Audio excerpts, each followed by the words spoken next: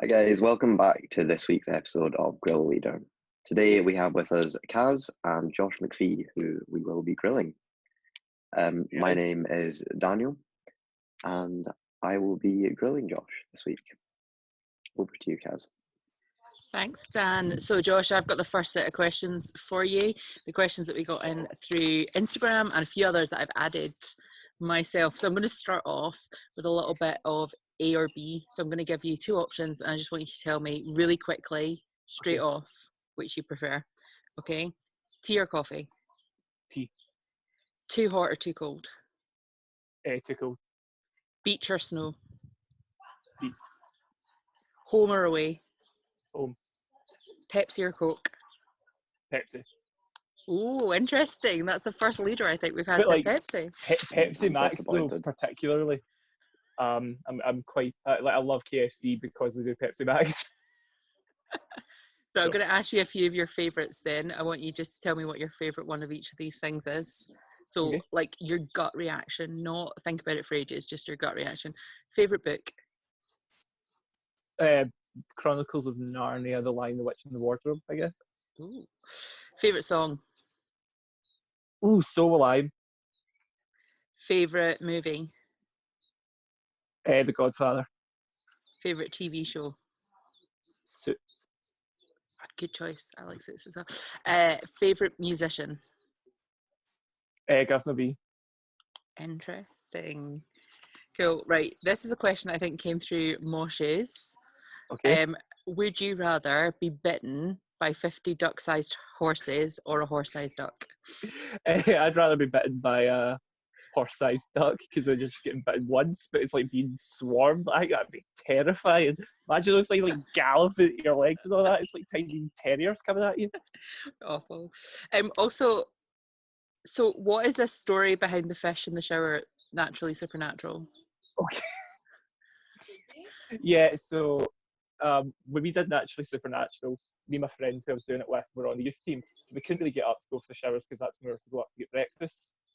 So we kind of found this peak slot midday where kind of the adult meetings usually ran on, and we'd go for a shower there. But one of the days it just straight up was like queued out.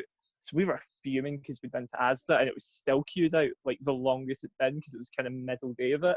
And that's when everyone kind of who's been trying to hold out goes, no, I need a shower. So we queue up for like 40 minutes and I'm raging. At this point I'm kind of grumbly going, I'm queuing for a shower, we didn't get a quick shower today. And I go into the shower, like line up all the shower gels I'm going to be using and all this, and I like open the curtain and there's just a fish sitting there. And to this day I don't know why, but in my kind of having done one Soul Survivor at this point, straight on to Naturally Supernatural, it never crossed my mind that I could remove the fish from the shower.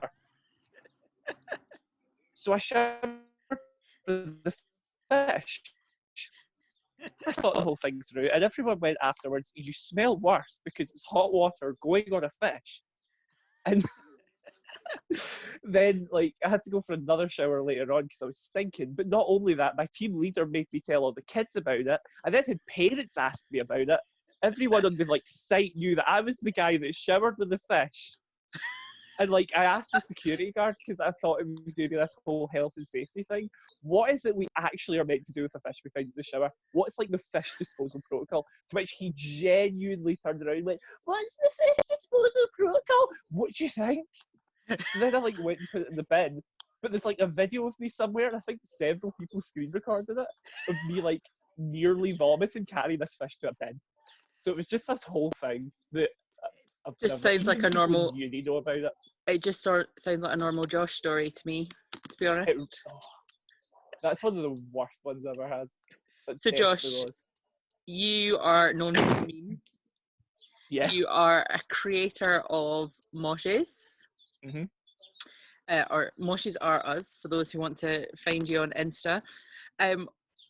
Why did you create Moshes are us?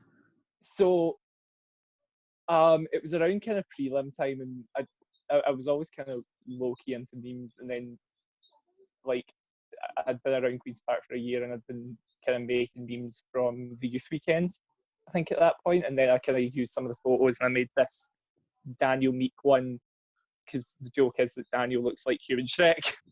So I put this whole thing together where they look at this dude meme that went about like ages before, and someone, I think either Daniel or Ben, was like, "Oh, you should make like a page of this." I was like, "A page of very specific memes towards our church? That will not work." But eventually, like, I stopped putting it on kind of just random wee bits and stories or whatever on Instagram and started putting it on kind of this kind of page called Moshes It Is. But I thought it was like the most secret underground thing. I don't know why I thought it was such a big deal. I was like terrified that you were going to find out at the time because I thought like it was awful what I was doing. I felt really bad about it. And then when it actually kind of, when people found it, when more kind of people found it, it became this kind of thing within youth. And like I expected it to go for like a month, like have the shelf life of that meme that's kind of only dying down now, like within the last kind of couple of months. So it went for like a year properly. It's just this thing that me and Alistair, Andrew and Cameron did. So yeah, it was just kind of a thing of like, I'm very much for, I went to a Renflex concert a while ago, and at one point they just played a song wearing panda heads. And they were like, you might wonder what the theological reason behind doing this is. And we'd love to be able to give you something really, really concrete and profound, but actually it's just that we believe that seriousness isn't a fruit of the Spirit, but joy is. And actually that was kind of the thing that I thought, if I could spread a little bit of joy with this, and kind of with a relatively inoffensive Christian meme page for my friends, then it's something people will appreciate. So I think just, Great. Yeah. Cool. So with that then, what's your favourite meme? Oh, ever. There was this meme a while ago, and it was just Danny DeVito looking in a mirror, and it's not that funny, but I just found it ridiculously funny. Great.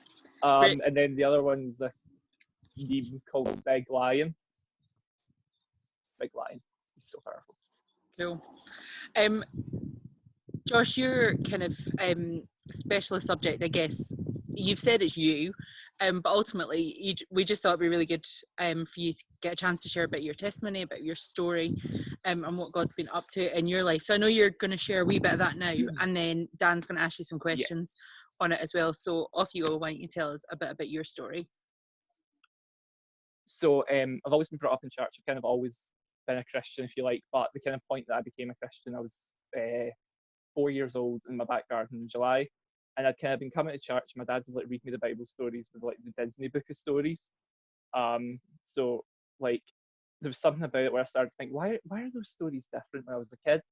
And I couldn't have named it at the time, but I think it was because like as Christians we believe that what the Bible teaches is actually the living word. There's something in the Bible that is alive and actually preaches to your soul rather than just kind of tells you a nice wee story about like Cinderella dancing about with Prince Charming and having to rush off to a pumpkin or whatever else happens in Cinderella. But that kind of occurred to me when I was that age, that there was something different about it. And I went down and I spoke to my dad. And I think at first he probably thought I was trying to scout and go to bed. But I went down and I spoke to him about it, and he says, well, would you like to become a Christian? And I was like, what does that mean? So he kind of explained it to me. He said a wee prayer with me, which is kind of, sorry I've sinned, help me to be better, thank you for being you and being the God that loved us anyway and came down and saved us all. And as a kid, I don't really think I understood what that meant until I kind of started going UI, and I was like maybe 8 or 9. And there was this kind of moment in worship where they started talking about kind of lifting your hands up to God, and I did that, and there was something so liberating about it.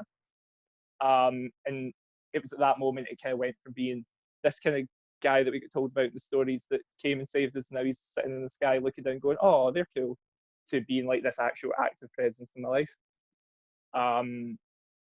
So that it was kind of a turning point there for me.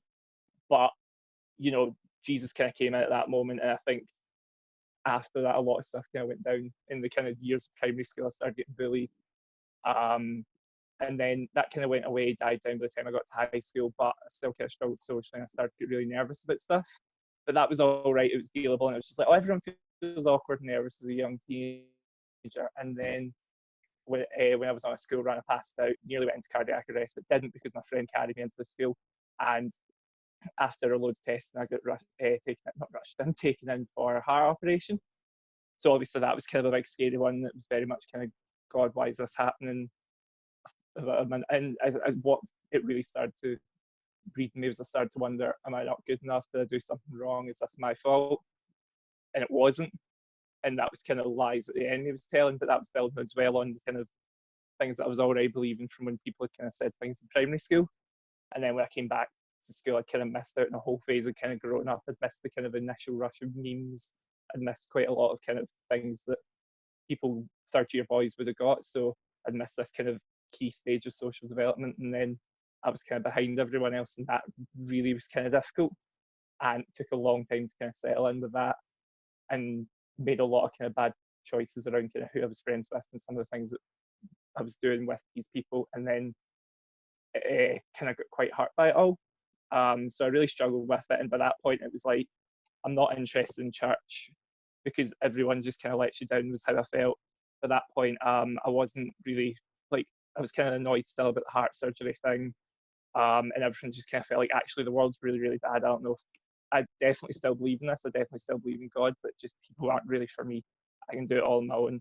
And at that point, I kind of wasn't really going to the church I was at the time either. And it just happened to be a girl who I was sitting next to in my history class, kind of heard that I wasn't really going to church anymore.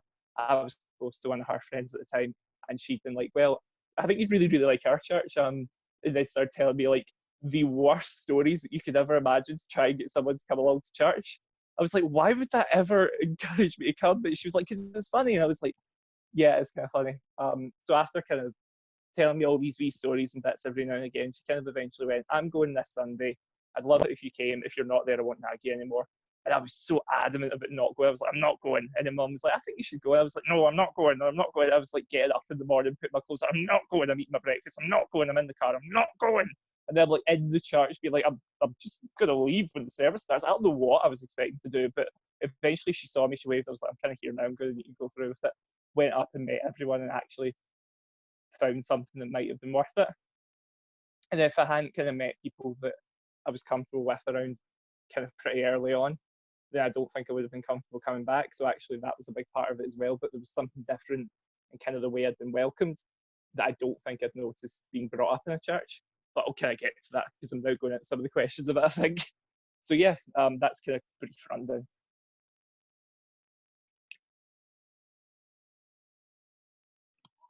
So when we talked about this before, you had mentioned a couple of verses in 1 Kings and Matthew 6. Mm-hmm. So you said that these sort of scriptures meant a lot to you. Why is that? Would you be able to sort of explain what those ones are and what they actually mean to you? So one of the things that kind of went on when I was in high school was I got diagnosed with anxiety, and I really, really struggled with that. Just kind of generally the way that you do when you've got anxiety. I didn't really know how to deal with it. I wasn't dealing with people very well socially, and one of the things I really, really related to was how Elijah felt. That kind of whole thing of everything's awful. I can't do this, God. Where are you in any of this? I'm done. I can't do this. I'm over it. And actually, what God doesn't turn around and say is a big, long theological rant about why Elijah's wrong and has to listen to him. What God goes is, well, maybe slow down a little bit. Maybe chill. Let's get you a bit of food, get you a bit of sleep. And that's the first thing God does. The next thing God does is kind of he gets them up, he kind of travels them, moves them forward, and very much kind of what it is he goes up the mountain, and what happens is all these kind of chaotic things happen. There's earthquakes and there's fire, and what God actually speaks to Elijah through is small, still whisper. And I think that there's something about kind of God wants us to kind of care for ourselves, do the kind of things and slow down, not let these things overwhelm us, just kind of keep ourselves safe, keep ourselves cool, chill, and then he wants to kind of get close to us, whisper to us, be there, be like, it's okay, it's fine. And then the next bit is kind of God gifts him a friend. God puts people around about him that are positive. So in this case, it was Elijah got Elisha, and Elisha was kind of a loyal friend right up till Elijah gets like yeeted up into heaven. So that's kind of the big one for me, is actually the kind of process of the way that God wants to care for Elijah, and the way that God kind of encourages him to do things that are positive in every kind of step of the way, and each of the kind of steps he takes, from kind of, let's do a bit of self-care, listen to me, but like get close because God wants to be close. And then the next kind of bit is be around people that are going to be a positive influence on you. Be around the kind of people that want to encourage your faith, that are good for you. So that was kind of the point with that one. The Matthew 6 ones, do not worry about your life. And I just kind of love the whole thing of actually, God cares for all the flowers and God cares for the birds in the sky, and actually he's protecting over everything. And yet I'm worried about like what I'm going to wear to a party. And actually, I used to, when I was younger, find that very really difficult, because it was like, well, that's God. He doesn't worry. He doesn't worry. He's God. He's up in the sky. He knows everything. Jesus didn't have anything to worry about. But actually, Jesus had everything to worry about. Just because he was God didn't stop him going to the cross. Just because he was God didn't mean people weren't really quite horrible to him. And just because he's God doesn't mean that when he came to the earth, it wasn't as difficult as anyone else's life. In fact, much more difficult because he went to the cross. Much more difficult because he was the only person ever who wasn't in the sight of God. So, actually, it's much more compassionate when it comes from Jesus. I used to think it was very much, why are you worrying? But actually, it's a lot more, why worry? I care for you. I don't want you to worry. This isn't good for you. And I think when I kind of realised how tender and caring and compassionate Jesus would be saying that, it meant a lot more. Because the other thing is he says about, don't worry about what you're going to eat. And then he feeds 5,000. Like, Jesus is providing. He's actively kind of stamping out the worries after saying, don't worry about what you're going to eat. So a lot of the kind of context around that, the way Jesus would say it, was something I didn't really pick up on, but actually how caring he was about it really, once I kind of got that, meant a lot. Yeah, there was something else you mentioned about sort of how before Jesus was taken away, he would sort of pray to God, like, why are you abandoning me? Why are you sort of leaving me here? That sort of thing. But you sort of said that you felt that sort of related to you somehow because of what you've been through, and how actually it was quite relatable in the sense that it isn't that even Jesus went through tough times, and it's not that God's forgotten us, it's that there's a reason behind what So yeah, God is doing. there was definitely a kind of thing of particularly when I was going in for my operation, I felt really kind of, actually I don't want to do this, and very much what I was talking about when I said that was that I felt kind of, I understood probably a lot less than what Jesus actually was kind of meaning it as, but I understood what it's like to kind of pray, actually I don't want to go through with this, I don't feel like I can go through with this, I don't feel like I'm strong enough to go through with this. I sat in a hospital bed and before I went in for my operation, and actually was really kind of nervous about the whole thing, prayed, I can't do this, God, I need you to be with me. And even though I was annoyed, even though I was kind of upset and didn't really understand why everything was happening, it was very much kind of a moment of, actually I prayed this prayer, and then suddenly me, who needs to shout my dad to get spiders out the room, not even like the big ones, like the little ones, was suddenly like okay to sit and watch like a season of Arrow before walking down the hall to get an operation that was like kind of a really big deal. And then actually had the peace to kind of go through the whole thing. Like, first of all, kind of was protected in it. I was okay, nothing went wrong. Despite the fact it was a pretty complicated operation, not helped by the fact that my heart was just a bit weird. But actually, like, I had the peace to kind of carry on after it, and actually it didn't really get me down. Like, the story, whenever people bring up or ask me about heart surgery, I always tell is I just watched Back to the Future for 3 months. But that's not really a joke. That's what I actually mostly remember from it. It's, if I want to remember the kind of tough bits, it's something I have to really think about. So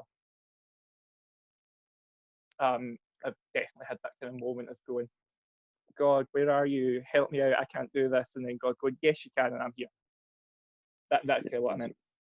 Yeah, that's really good. So also anxiety is something that a lot of us have to deal with.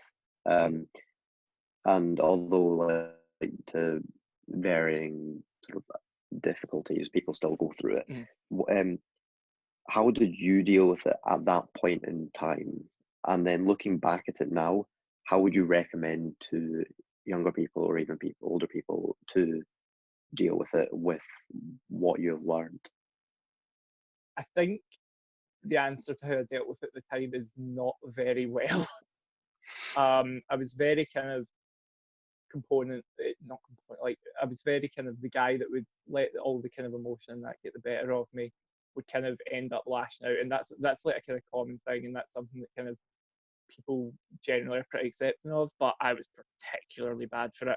If I felt anxious, then I kind of would go, no, actually, people can't kind of see the fear, people can't see the kind of negative side, you don't want to be vulnerable in front of people, is the way I thought. And actually then what I would do is I would get angry, and what that really led to was just me being kind of nervous all the time and angry all the time. Yeah. So between kind of having this kind of permanent, at the point, pit in my stomach, and then also being like, oh, I've got that, I need to be angry at everyone, just kind of made me a kind of, dare say, unlikable to be around. And actually, to an extent, then it didn't really help any of the things that I was anxious about. Whereas in reality, once I started kind of going, actually, this is something that, as much as it's a kind of mental thing and it is an illness, and kind of it's not something you can just kind of go, okay, I'm over it. There was a kind of element of, actually, I need to take ownership for this. I can't just go, oh, it's fine, I can do it whatever I want, I can lash out because I've got anxiety. Actually, I had to kind of take a moment and go, how am I going to deal with this? Because this isn't really cutting it. Actually, I'm just at best numbing it with things, at worst kind of hurting people with it. And actually, at best, I kind of want to try and be a bit a better person at that. So quite a lot of kind of my 6th year at school was actually, what things can I do better? And one of them was a suggestion that was made at Soul Survivor by Andy Croft, which was kind of fine. What he said at the time was, find verses that are like medicine.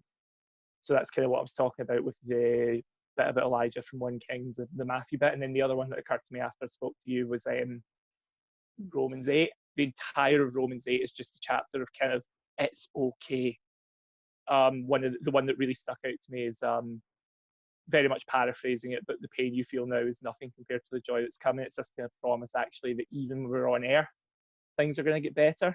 And actually, I was very much in the idea of, things will suck on earth and then I'll get to heaven, it'll be fine. And actually, that's not what God was speaking over me. That's not what God was really wanting for me. So medicine versus and kind of finding things that give me life from the Bible meant a lot. But actually, at the time as well, I'd been out for quite a while, but I really liked the Governor B album. But a lot of the stuff on there I found really positive. I found it really kind of reassuring to hear that there was another Christian who was like doing things at Soul Survivor and talks and seminars that actually felt fairly similarly to I did. So like Cast Your Cares by Governor B was a song very much actually, I'm scared, God, please help me out.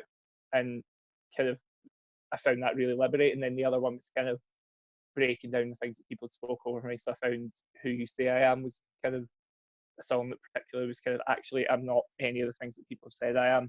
Because I had a really, it wasn't even just that I was anxious, I had a really poor self-image. I thought I was the most kind of angry, arrogant, horrible guy about. And I had quite regular conversations with mum and dad where they'd be like, oh, I'm just awful, I'm horrible. And they'd be like, actually, you're a pretty good kid. And I'm like, no, and I wouldn't listen. And actually, it was when I started hearing songs like Who You Say I Am and things like that, that it brought more life. I also saw a counsellor, so it's not just that I did things kind of Christian, down the kind of Christian route of, oh, well, the Bible will fix this. No, Christian songs will fix this. I also went to kind of 2 counsellors, so 1 school and then 1 private counselling service. And actually talking through the problems and open up to someone that's kind of an impartial professional who knows what to say, knows when to listen, and really can kind of help you work through it was something that was really kind of important for me to have. And actually, I don't think I really came to a lot of the kind of conclusions about how to move forward had I not did that. And then the kind of next one is get good friends around you, get people that aren't kind of speaking death into you, actually people that are kind of building you up and saying, do you know what, things might suck, you might not be doing great right now, but you can be better, you will be better. So let's not just let this be the end of the story, let's actually move forward from here. So it was very much a kind of, Rome wasn't built on a day, my anxiety didn't kind of go away. I sometimes still even struggle with bits of it, but it was very much kind of stripping back all the layers. And one of the things I found was actually the things I thought I was worried about were just branches. I was worried, oh, I don't have any friends, I'll never have friends. And actually what I was worried about is I'm not good enough. So it was like a big tree where the root was I'm not good enough, people don't really want me about, I'm horrendous and irritating and a bad personality, people don't want to be around me.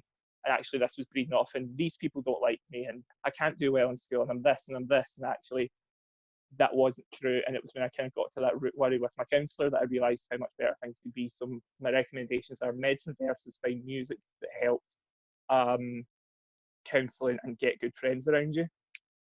Get a kind of community of people, particularly if you're a Christian, a community of believers, kind of speak life into you, really.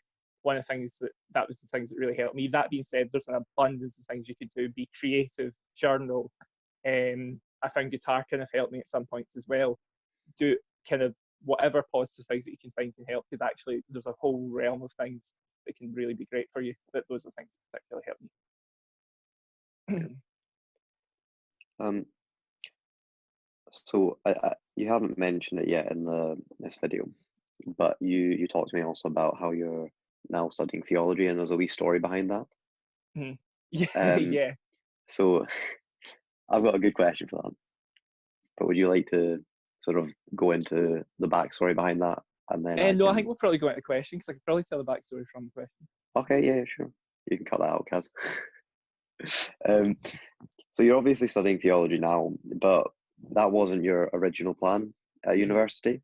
Um, so what role do you think God took in that, in altering that plan for the better?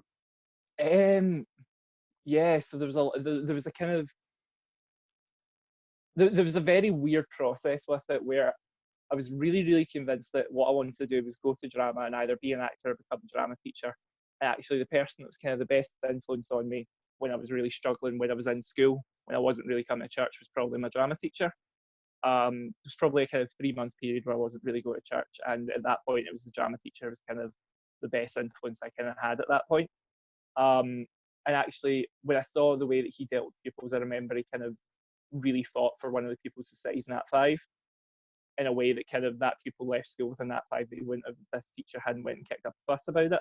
And actually, there was a bit of me that thought, I want to be that kind of a teacher if I can do anything. It might be the only positive thing I'll ever get to do. So there was something inspiring about that, but it wasn't really something I'd ever really prayed about. Um, I didn't really think of my faith at that point in that way. It wasn't a kind of God, we'll walk and do this thing together. It was just kind of a, I'm going to do this, and then I'll come to church on a Sunday, and we'll talk at that point, or we'll be friends here and do stuff here. But my kind of life and work's whatever I do, and that was kind of the way I thought of it. And then um, at the time of coming to kind of Queen's Park, we did this kind of Bible study of I never checked what psalm it is. The one where it kind of is the one that sort of lays out everything that'll be happening to Jesus as he's going to the cross. And kind of that's the one where my God, why have you forsaken me came from, talks about him getting like lashed and things like that, about his clothes being cast for lots and everything. And actually I'd never realised just how alive the Bible was until that point. And we were doing this Bible study in youth, and it's going, yeah, this said this like thousands of years before when David was cutting about, and this is what happened. And it's like literally the parallels were like 2 straight lines that were exactly the same written against each other. So I was kind of like, man, that's alive. So like I started looking into that a bit more, and I thought that'll be it. I'll look at the Bible a little bit, and I never really thought much of it. And I looked into that kind of stuff, but then actually I found a whole kind of realm of things I didn't know. There's this drawing of all the kind of links in the Bible from all the different bits, and it's just this beautiful thing of like lines everywhere going across all the different bits of the line. It's just incredible to look at, and I never realised that's how kind of deeply threaded the Bible actually was. So it was at that point I went, man, I think I'll do RMPS at school because this is really cool. And I hadn't really considered theology. Didn't really want to apply to Glasgow either, which is where I ended up going. But my mum was like, oh, well, you've got the extra offer, you might as well apply. So I applied for theatre studies and then a bunch of kind of acting degrees and drama and things like that. But as it started happening, I got rejected from the kind of college that was my first choice. And then I got rejected from Edinburgh Napier. And then kind of rejection started coming in. I was going, am I not as good at this as I thought? And I'd be talking to my drama teacher, he'd go, no, I have no idea what's happening because you should be getting in if you're performing the way you've been performing in class. And I was like, this is insane. Because he was from the Royal Conservatoire, which is like the big dog acting school in Glasgow. So I was like, oh dear. And it was very much kind of, I was thinking at that point as well, when I went to Glasgow and I kind of got the offer in from them and went to offer holders day, my mum was like, go and talk to theology guys. I ended up talking to Buddhism for 20 minutes. Not even kind of Christian theology, but I was like, okay, I can probably do that as a subject. And then I got the offer kind of properly through. I remember kind of saying, oh, I've got an offer to do theology, Kaz. You got really, really excited. And I was like, oh, I didn't really know if I was going to do it at that point. But when it came down to it, I never got into kind of UWS just because of rotten circumstances. And then it was just between a university in Edinburgh, which actually looking back on, I really wouldn't have enjoyed, and doing this. And I thought, I'm going to take a risk and do the kind of theatre degree that doesn't have very much acting versus where I could do theology and try these 2 things out. And if not, I can go and apply at the college I wanted to go to again. And it's not the end of the world if I don't like it. but if I don't take the risk, it was kind of what, because this was when I should have said that. At that point, I started to kind of pray after all these colleges started saying no, and the uni started saying no, as I started to kind of pray and go, actually, God, what do you want me to do? Because I have no idea. I went through the ringer thinking I was going to do a music worship degree because I went to Soul Survivor once. And then being like, oh no, I'm going to do drama, and actually kept chopping and changing what I wanted to do, but it seemed pretty consistent. I wanted to do something with drama, so I was like, God, what is it you're actually wanting me to do? And around that point was where I found out theology would have been an option alongside theatre. So I was like, right, this is like a whole kind of thing that I need to consider. And actually, when I accepted the offer, I still wasn't sure. But one of the other things is my papa was really unwell at the time, and I kind of said to him, asked him what he thought, and he went, I've actually been praying that you go to Glasgow. I was like, okay, well, that's just guilting me into it at this point. And I thought about it, and I thought, okay, I'm going to give Glasgow a shot, because it seems like actually the fact that I didn't throw it out when I thought I was going to throw it out straight away says something itself. The fact that Papa's been actually praying that I go there says something. The fact that everywhere else hasn't really wanted me says something. Maybe I won't be that into drama when this is all done and I'm out of school and everything. It's not kind of the one thing I'm enjoying with all this. And actually, the way it's worked out is when I went to Naturally Supernatural, I realised that really was what I was meant to be doing. So I kind of thought, okay, well, I'm going to definitely be taking the risk. And then I met a couple of people who'd done theology at Glasgow, and they really enjoyed it. So it was kind of like, okay, I think I'm definitely meant to do this. And then when I went, I ended up in the comparative religion one. So I've not actually done Christian theology proper, full out. That's the one I'm doing yet. And even at that, I really enjoyed what I did. So I'm really confident that this was what God's plan for me was, but it just took a bit of kind of going, actually, God, what's your plan? Because my plans didn't work.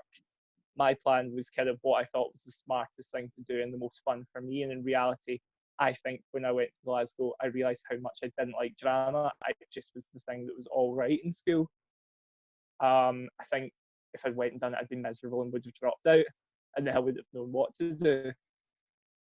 I'm actually really glad that I followed what God was saying, because I kind of feel like if I hadn't, I would have been much more unhappy than if I just kind of listened to what God says, because it's God. He knows what he's talking about. He's kind of something that I'm really passionate about, really kind of good at, and actually found a lot of life in. So that was kind of a very long answer. Sorry about that, but yeah. And then this is quite a tough one, I suppose. But how would you recommend maintaining and improving your relationship with God throughout university? Yeah, so it's definitely a difficult one, because in university there's kind of a culture of, you know, almost sex, drugs, rock and roll, and that's kind of the thing that people are really that's a big thing that a lot of people go to uni for, that experience for.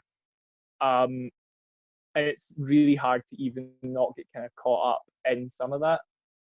But actually, within university, I found it really kind of life-giving to actually keep my church close. And actually, you know, I get signed up at Soul Survivor to go on the Fusion app, this kind of student link up, which, by the way, all you university students should also do if you're moving away, or even if you're just thinking of another church. It's a good app. But I was kind of pretty set on staying at Queen's Park, so I just kind of did it to be polite to the person at a stand at New Wine. And actually, I was so being plugged into kind of a church community I found really important. At university, generally speaking, there's a million and one different ways that you can get plugged in with faith. Most unis have a Christian union, and they're pretty good. They do a lot of evangelism stuff, so they're a great thing to be part of if that's what you're into. And to be honest, even if it's not, beyond that, there's Just Love that do a lot of social justice stuff. They've done fundraisers for Peer Fund, things like that. And Keziah Abbott's is really involved with them, so I'm sure she'd love to hear some questions about it. We've got NAVs that do Bible studies and things like that, and I'm sure there's a whole host of other ones I've not even heard of. So actually, there's a bunch of ways to get really plugged in with another group of believers who you've not really met yet. Beyond that, I've actually found it really kind of encouraging to be part of a group of people who aren't necessarily Christians. You know, the friends I've got now who aren't Christians are really incredible people, and it's really interesting to kind of be a part of them. And I've always kind of found these people kind of like being a part of kind of people like that kind of a scary thing. So I've kind of enjoyed being a part of a group like that now. but it's always kind of good to maintain your faith, and I would actually always try and keep focused on God, and the best ways I've found to do that is to kind of get plugged in with the things they've got within uni, so like NAPS, Christian Union, Just Love, things like that, and then stay involved with the church as best you can. Yeah, that's really good. I think that's quite helpful because a lot of us in youth are about to go off to uni, so thank you for that. Again, use an app if you're moving away. Look into the churches around the area; they're happy to talk to you. Great. Well, I think that's all the questions I have. Do you have any more questions, Kaz? Or Great. Thank you, guys. Yes, it is called Student Link Up, the Student Link Up app. We will do an extra plug for them. They'll love it. But yeah, you can just say which uni you're going to, and it messages a whole load of churches, and then the churches can get in contact with you. And if you've got questions, you can ask them and find out more about what they're doing. Yeah, I guess I've got a couple of extra questions for you, Josh, just based on some of the things that you're talking about. I know you spoke about being bullied, you spoke about your heart operation, and just kind of some times of struggle. And one of the questions is, how have you been able to remember about God's love through those difficult times? Have you remembered about God's love through those difficult times? Some of them no, and I think that was possibly part of the problem. Yeah. Is that actually I kind of let what was said about me kind of define what I was saying, what I was thinking. Yeah. I let kind of, oh, these people don't like me, therefore I'm just this infinitely unlikable person. Actually, that's not what Jesus says about us. Mm-hmm. There's so many verses through the Bible that just show how much God loves us. You know, he talks about us being fearfully and wonderfully made. It talks about God rejoicing over us with singing. It talks about kind of even the whole kind of thread of Jesus and picking these kind of 12 misfits to cut about with him for 3 years who keep messing up and making mistakes, and yet he never stops loving them and never kind of wavers in what he thinks about them, to the extent that he even ate at a table with a guy who was about to send him to death. Yeah. I think the fact of the matter is there's nothing that I could have done that would make God stop loving me. And that was something that I never focused on enough. I think the thing is, I wish I kept that in mind, and I would say to anyone who is struggling, actually, God loves you because he loves you because he loves you. God's not got an agenda. He's not looking for you because he wants you to do great things for him, although he can do great things through you. Yeah. God's kind of looking to you because he loves you, because he made you, because he wants you to be in relationship around people that are going to give you life, because he wants to be in relationship with you, and he will give you life, because as his father, as your father, he wants to know you. Yeah. So in the words of Governor B, find out about the love of God and let him fill your heart right now. Amazing. Thanks, Josh. I think that's a great place to finish and a great thought to finish on. I want to say a huge thank you to Dan for asking all those questions of MacPhee as well. I want to say thanks to Josh for actually answering our questions and being really open and honest with your own story as well, Josh. I really, really appreciate that. And thanks to everyone for joining us. We will be back next week with another Guerrilla Leader, and you can find all the previous Guerrilla Leaders here on our YouTube channel. So we'll see you next week. Thanks. Bye. Bye.